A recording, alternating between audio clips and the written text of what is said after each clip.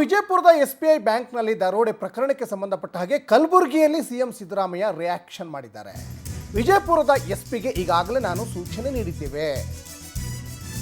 ಈಗ ಸೊಲ್ಲಾಪುರದಲ್ಲಿ ದರೋಡೆಗೆ ಬಳಸಿದ ಕಾರು ಕೂಡ ಪತ್ತೆಯಾಗಿದೆ. ತಕ್ಷಣವೇ ಆರೋಪಿಗಳ ಬಂಧನಕ್ಕೆ ಸೂಚನೆ ಕೊಟ್ಟಿದ್ದೀವಿ ಅಂತ ಕಲಬುರಗಿಯಲ್ಲಿ ಸಿಎಂ ಸಿದ್ದರಾಮಯ್ಯ ಈಗ ಸ್ಪಷ್ಟನೆಯನ್ನು ಕೊಟ್ಟಿದ್ದಾರೆ. ಈಗ ಸೊಲ್ಲಾಪುರದಲ್ಲಿ ದರೋಡೆಗೆ ಬಳಸಿದ ಕಾರು ಈಗ ಪತ್ತೆಯಾಗಿದೆ. ತಕ್ಷಣವೇ ಆರೋಪಿಗಳ ಬಂಧನಕ್ಕೆ ಈಗ ನಾವು ಸೂಚನೆಯನ್ನು ಕೊಟ್ಟಿದ್ದೀವಿ ಅಂತ ಕಲಬುರಗಿಯ ಒಂದು ಕಾರ್ಯಕ್ರಮಕ್ಕೆ ಬಂದಂಥ ಸಂದರ್ಭದಲ್ಲೇ ಸಿಎಂ ಸಿದ್ದರಾಮಯ್ಯನವರು ಹೇಳಿದರು. ಯಾಕಂದರೆ ಇದು ಬಹಳ ಗಂಭೀರವಾದಂಥ ವಿಚಾರ ಮತ್ತು ಸರ್ಕಾರ ಕೂಡ ತುಂಬ ತಲೆ ಕೆಡಿಸ್ಕೊಳ್ಬೇಕಾದಂತಹ ಒಂದು ವಿಚಾರ ಇದು. ಯಾಕಂದರೆ 1-2 ಕೋಟಿ ಅಲ್ಲ, 8 ಕೋಟಿ ದುಡ್ಡು, 50 kg ಚಿನ್ನ. ಇವತ್ತು ಗ್ರಾಮ ಲೆಕ್ಕದಲ್ಲೇ ಚಿನ್ನ ತಗೊಳ್ಳೋಕ್ಕೆ ಯೋಚನೆ ಮಾಡಬೇಕು. 50 kg ಚಿನ್ನವನ್ನು ಲಪಟಾಯಿಸಿದ್ದಾರೆ ಅಂದರೆ ಅಂತಿಂಥ ಕದಿಮರಲ್ಲ ಇವರು, ದೊಡ್ಡ ಕದಿಮರೇ ಅವರು. ಅದೇ ಈಗ ಹೇಳಿದ್ದೀನಿ, ಕೂಡ್ಲೆ ಅವ್ರನ್ನ ಕಾರು ಪತ್ತೆಯಾಗಿದೆ, ಕೂಡ್ಲೆ ಅವ್ರನ್ನ ಯಾರು ಅಪರಾಧಿಗಳಿದ್ದಾರೆ ಅವ್ರನ್ನ ಟ್ರೇಸ್ ಮಾಡಬೇಕು ಅಂತ ಹೇಳಿದ್ದೀನಿ. ಬಿಜಾಪುರದ SP ಫೋನ್ ಮಾಡಿ ಕೂಡ್ಲೆ ಅವ್ರನ್ನ ಮಾಡಬೇಕು, ಮತ್ತೆ ಯಾರು ಈ ಅಧಿಕಾರಿಗಳನ್ನೆಲ್ಲ ಅಲರ್ಟ್ ಮಾಡಲಿಕ್ಕೆ ಹೇಳಬೇಕು ಅಂತ ಹೇಳಿದ್ದೀನಿ. ಕಲಬುರಗಿಯಲ್ಲೂ ATM ದರೋಡೆ ಆಗಿದೆ ಸರ್.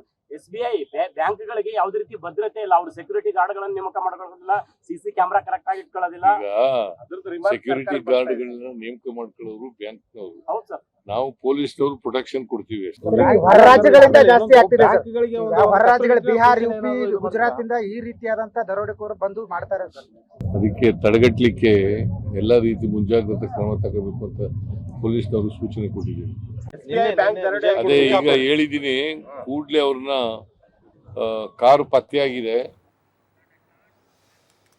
ಇನ್ನು SP ಲಕ್ಷ್ಮಣ್ ನಿಂಬರಗಿ ಕೂಡ ಇದ್ರ ಬಗ್ಗೆ ಒಂದಿಷ್ಟು ಪ್ರತಿಕ್ರಿಯೆ ಕೊಟ್ಟಿದ್ದಾರೆ. ಬನ್ನಿ ಏನು ಮಾತಾಡಿದ್ದಾರೆ ನೋಡ್ಕೊಂಬರೋಣ.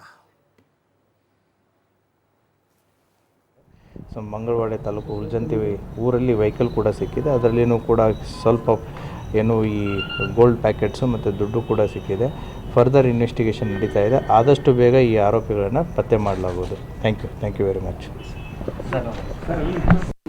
ನಿನ್ನೆಯ ದಿನ ಸುಮಾರು 6:30 7:15 ಮಧ್ಯೆ ಚಡಚನ ಪೊಲೀಸ್ ಠಾಣಾ ವ್ಯಾಪ್ತಿಯಲ್ಲಿರುವಂತಹ SBI ಬ್ಯಾಂಕಲ್ಲಿ ಅಕೌಂಟ್ ಓಪನ್ ಮಾಡೋದಕ್ಕೆ ಅಂತೇಳಿ ಒಬ್ಬ ವ್ಯಕ್ತಿ ಬಂದಿರ್ತಾನೆ. ಸುಮಾರು 4:15 ಅಂತ ನಾನು ಒಳಗಡೆ ಕೂತ್ಕೊಂಡಿರ್ತಾನೆ.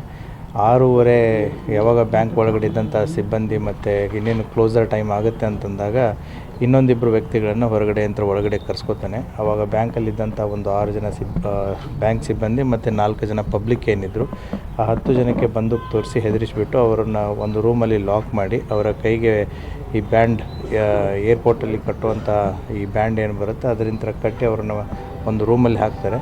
ತದನಂತರ ಇದು ಕ್ಲೋಸಿಂಗ್ ಟೈಮ್ ಇರೋದರಿಂದ ಲಾಕರ್ಸ್ ಏನು ಓಪನ್ ಇತ್ತು ಅವರಿಗೆ ಹೆದರಿಸಿಬಿಟ್ಟು ಅದನ್ನು ಲಾಕರ್ಸನ್ನು ಓಪನ್ ಮಾಡಿಸಿಬಿಟ್ಟು ಆ ಲಾಕರಲ್ಲಿದ್ದಂಥ 1,04,00,000 ಕ್ಯಾಶು ಮತ್ತು ಸುಮಾರು ಈ ಗೋಲ್ಡ್ ಫ್ಲೆಜ್ಜಿಗೆ ಅಂತಂತೇಳಿ ಏನು ಜನರು ಗೋಲ್ಡನ್ನು ಇಟ್ಟು ಸಾಲ ತೊಗೊಂಡಿರ್ತಾರೆ, ಆ ಫ್ಲೆಜ್ ಇದ್ದಂಥ ಸುಮಾರು 398 ಪ್ಯಾಕೆಟ್ಸ್ ಅಂತ ಹೇಳ್ತಾ ಇದ್ದಾರೆ. ಅದರದ್ದು ಒಂದು ಅಂದಾಜು ತೂಕ ಆ್ಯಸ್ ಆಫ್ ನೌರ್ ಕೊಟ್ಟಿರೋದು 20 kg ಅಂತಂತೇಳಿ. ಹೀಗಾಗಿ ಒಟ್ಟು ದುಡ್ಡು ಮತ್ತು ಒಡವೆ ಸೇರಿ ಸುಮಾರು 21,04,00,000 ವರ್ತ್ ವ್ಯಾಲ್ಯೂನ ಈ 3 ಜನ ಬಂದುಬಿಟ್ಟು ಅವರಿಗೆ ಬಂದೂಕು ತೋರಿಸಿ, ಚಾಕು ತೋರಿಸಿ ಹೆದರಿಸಿಬಿಟ್ಟು ತೊಗೊಂಡು ಹೋಗಿದ್ದಾರೆ ಅಂತಂತೇಳಿ ಒಂದು ಸುಲಿಗೆ ಕೇಸನ್ನು ಕೊಟ್ಟಿದ್ದಾರೆ. ಆ ಹಿನ್ನೆಲೆಯಲ್ಲಿ ಪೊಲೀಸ್ ಇಲಾಖೆ ಕಾರ್ಯಪ್ರವೃತ್ತವಾಗಿ ಈಗಾಗಲೇ ನಮ್ಮ ಸೈಂಟಿಫಿಕ್ ಟೀಮ್ಸ್ಗಳು ಏನಿದ್ದಾವೆ ಎಲ್ಲ ವಿಸಿಟ್ ಮಾಡಿಬಿಟ್ಟು ಸಾಕ್ಷ್ಯಾಧಾರಗಳನ್ನು ಏನು ಕಲೆ ಹಾಕುವಂಥ ಕೆಲಸವನ್ನು ಮಾಡಿದ್ದಾರೆ.